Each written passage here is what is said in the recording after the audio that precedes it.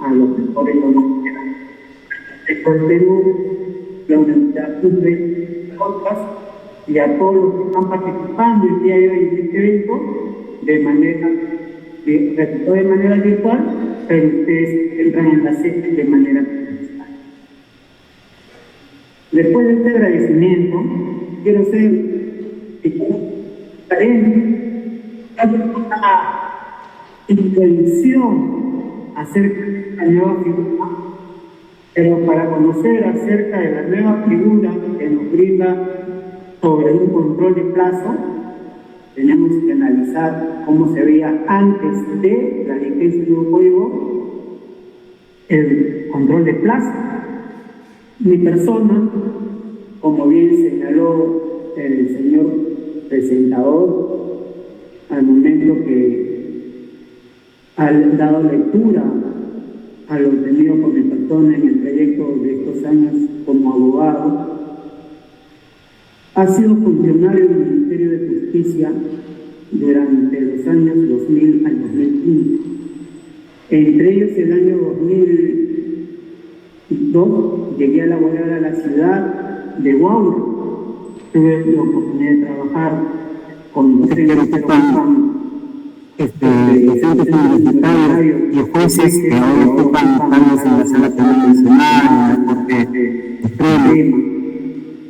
Y de todas esas experiencias se ha podido recabar muchas cosas que no le podemos encontrar en un libro, en una revista, en una tesis, en un trabajo de investigación. Y esta experiencia es la que nos motiva todos los días a poder volcar a enseñar los valores del derecho, los valores, porque en esta prestigiosa parte también hay jueces jóvenes, con el cual tiene el placer de conocer y poder observar que tienen un hambre de aprendizaje del nuevo modelo procesal penal. Me acuerdo en 2004 cuando se tomó la nueva código y se va de vacaciones durante 2 años, entre el emergencia y el año 2006, me encontraba laborando en el penal de Tucalpa, el penal de Huacho de Carpín.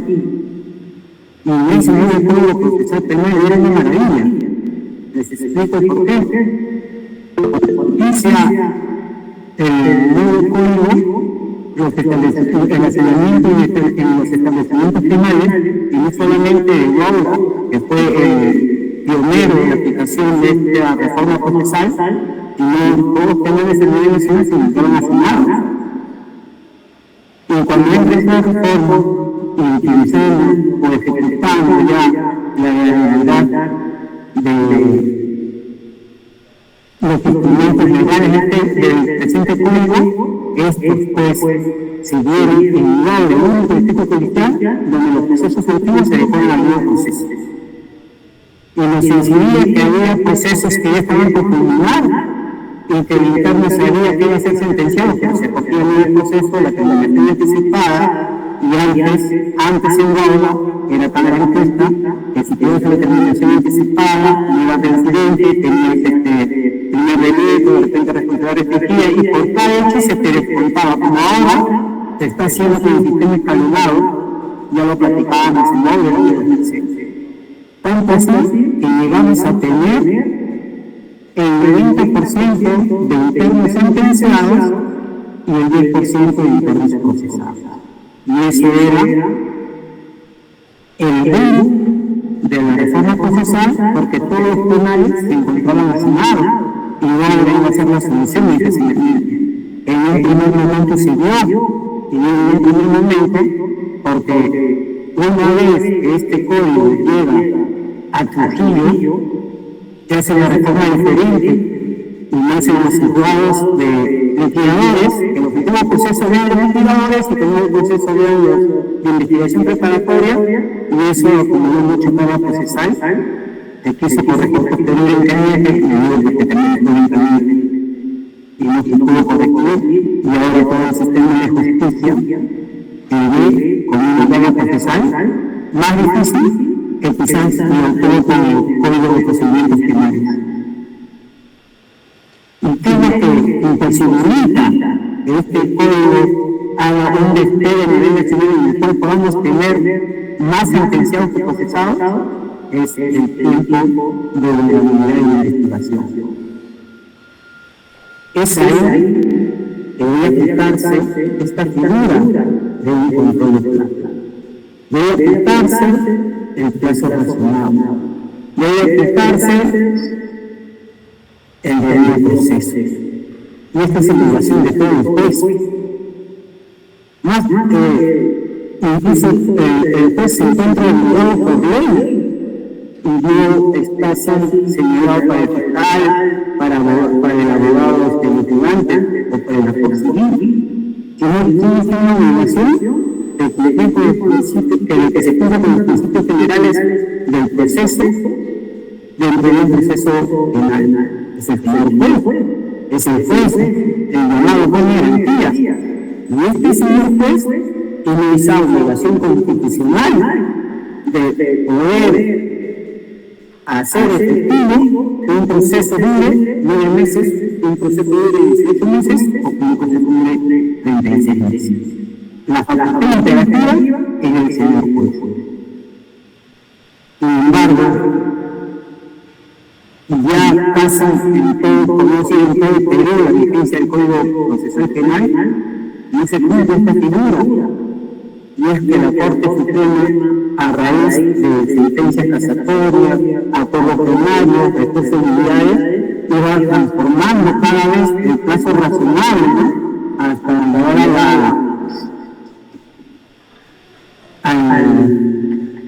la sentencia casatoria es el derecho de la libertad, que señalaba cuál era el plazo razonable para los procesos, como llamábamos ordinarios, procesos especiales, procesos de crimen organizado.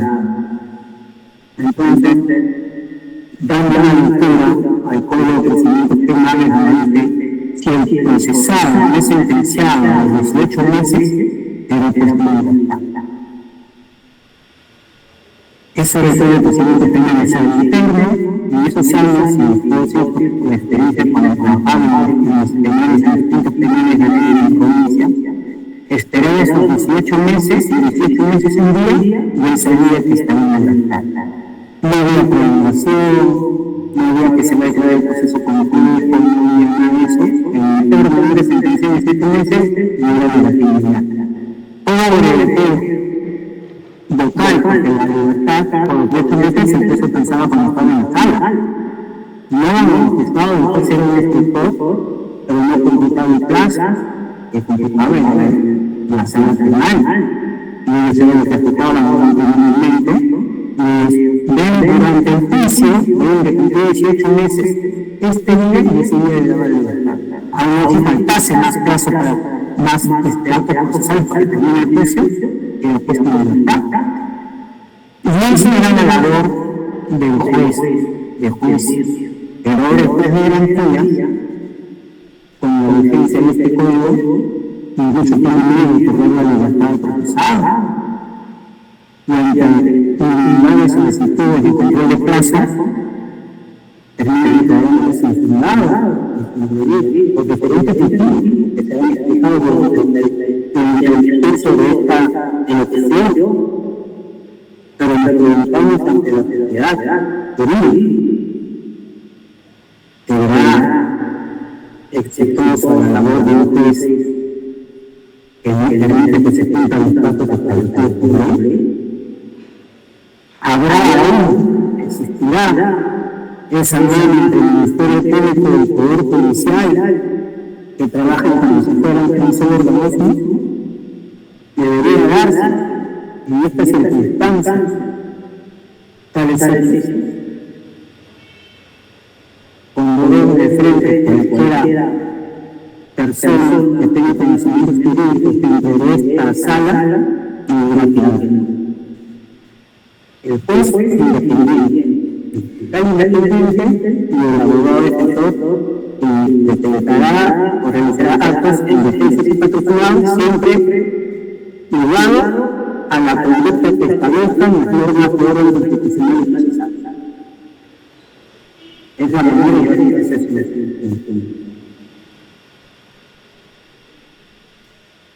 tuve esa gran ocasión de poder, la gran suerte de poder estar en esta reforma procesal. Y dentro de esta reforma procesal lo que hoy para beneficio de todos ustedes, porque siempre tenemos que aprender todos los días algo acerca de ya no de todo procesal penal, pero sí de este servidor, que van a adquirir ciertos conocimientos aprendidos de la experiencia y a través de la jurisprudencia. Y como el principal de la ley. Así es, señores, a esta exposición, y cuando ustedes podrán tal vez calificar que ha sido tenido, que ha sido muy crecido, y han podido aprender algo acerca de lo que significa el control de plazos. Si nos ponemos a revisar el código procesal, vamos a encontrar en la última parte de la investigación preparatoria que dice: si el juez, si el imputado considere que ese plazo está concluido el plazo, puede recurrir mediante control de plazo. Eso es lo que dice todo el código de control de plazo. Entonces, nosotros tenemos que poner y instalar la situación de la Corte Suprema de cómo se debe aplicar el correcto control de plazo en las circunstancias. Pero para entender lo que es un control de plazo, en primer lugar tendríamos que entender qué es el plazo razonable.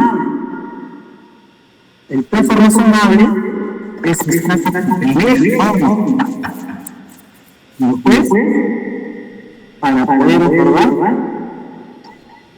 o para poder señalar en qué tiempo se debe realizar actos procesales de investigación.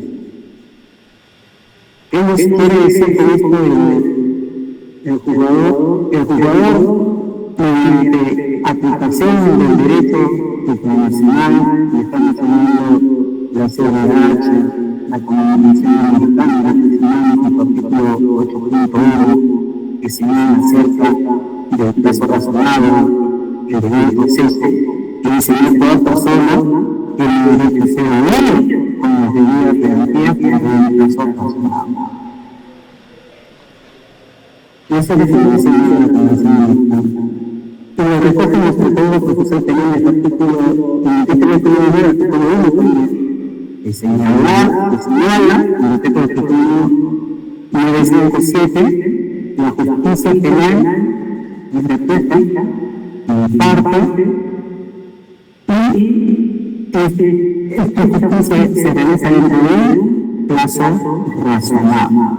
Entonces, los instrumentos legales para poder decretar o para poder establecer el plazo razonable, encontramos dentro del código procesal penal, encontramos dentro del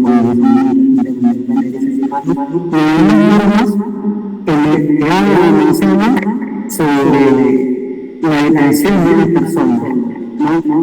Tenemos, por ejemplo, la Convención Americana, el Pacto San José de Costa Rica, los derechos civiles y políticos, tenemos el Pacto Internacional de Derechos Civiles y Políticos, tenemos infinidad de Pacto Internacional de Derechos Económicos, Sociales y Culturales, toda norma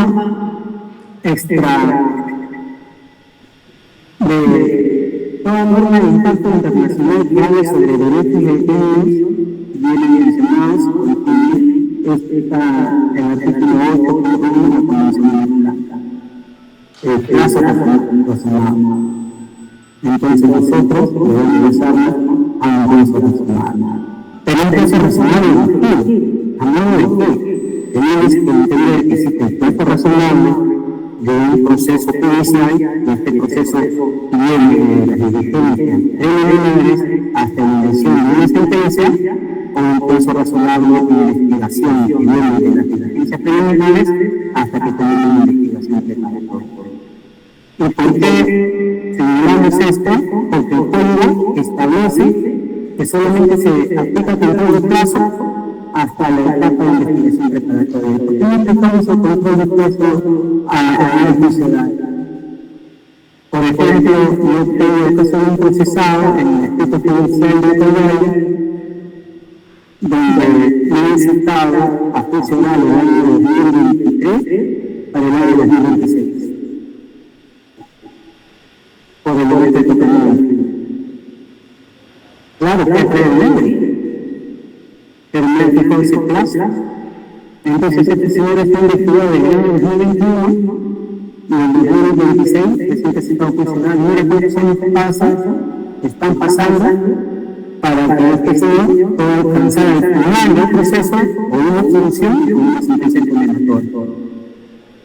Yo veo y levanto la voz individual ante el órgano de control y digo, ¿cómo es posible que le sigan dando cosas? Si no está en libertad, si no está en libertad, el señor no está preso, si estuviera preso, te hago noticia si quiere ser por medio, pero está en libertad. Pero el señor sufre. Imagínense, una persona inocente de un día para otro es procesada. Que cambia la vida, la de su familia, cómo lo mira la sociedad, cómo lo observa. Y este señor era que vive en su sociedad, y en el caso que estoy mostrando, le están ocultando el derecho de tratamiento, y le dice, ¿qué van a hacer las vecinas de su comunidad? No van a permitir que sus hijos se acerquen. Cuando lo vean, entonces, ¿cómo le cambia la vida, la investigación, el proceso a un ciudadano? Y ese es el objetivo del proceso. Esta persona no sufra estigmas durante un largo periodo de tiempo. Cuando una persona es procesada, no se encuentra entre sus facultades, todo el día está pensando, ¿pero qué es? ¿Por qué no investigo? ¿Por qué no me cuenta? ¿Por qué hay un homicidio? ¿Por qué no me cuenta de mi esposa, de mis hijos? ¿Por qué hacen todo esto?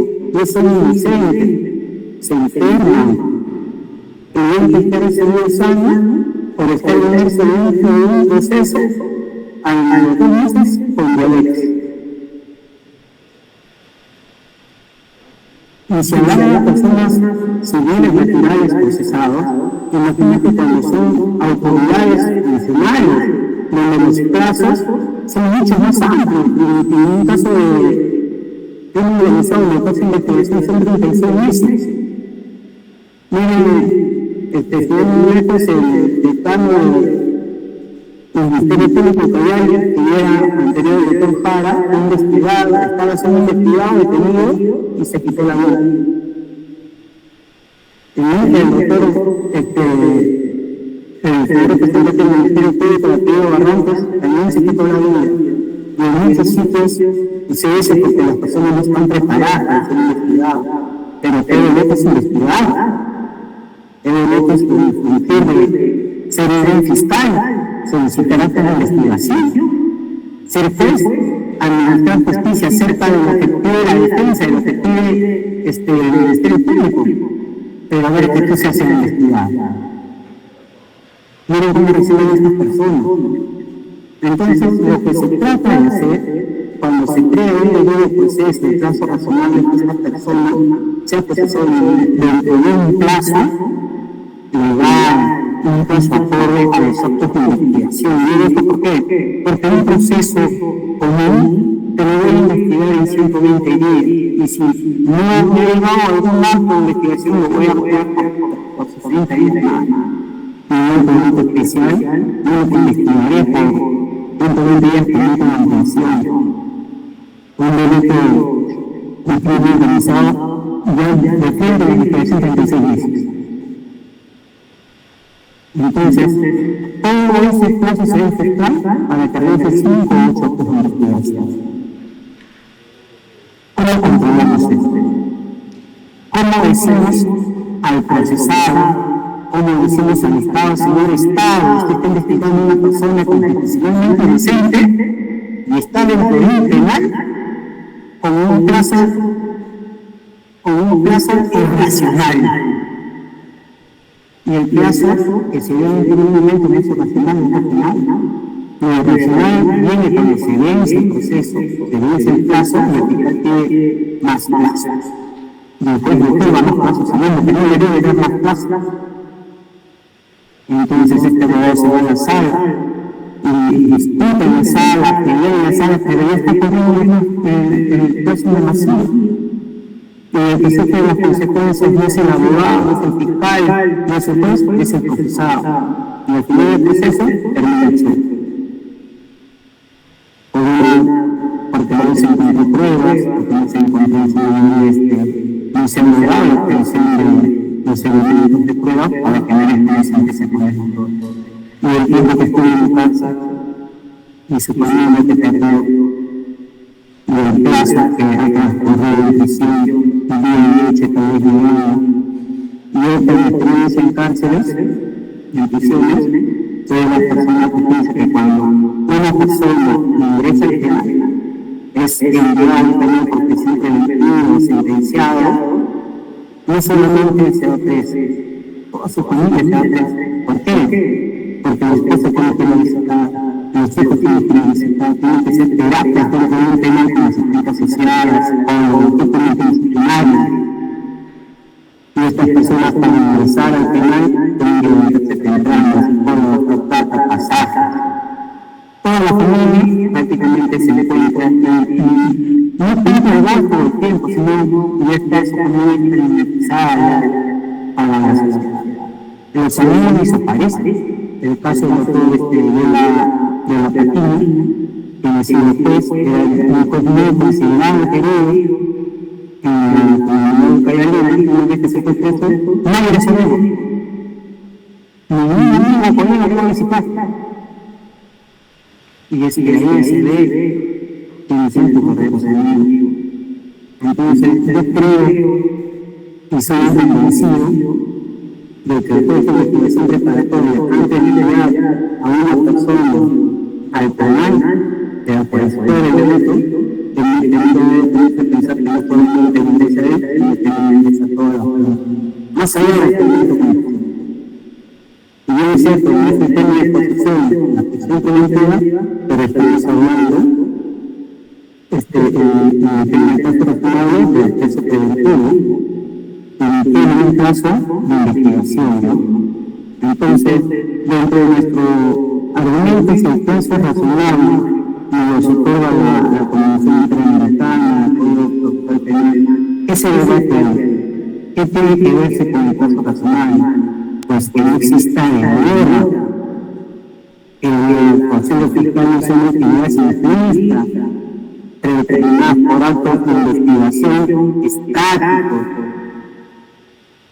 No entiendo cuando un fiscal que se debe realizar esta investigación, cuando se resulta investigación, en su requerimiento de que se dice, voy a poner su ficha RENIEC, voy a pedir su levantamiento bancario, voy a pedir su antecedente, voy a pedir si eso no puede ser en 24 horas, te pides 9 meses.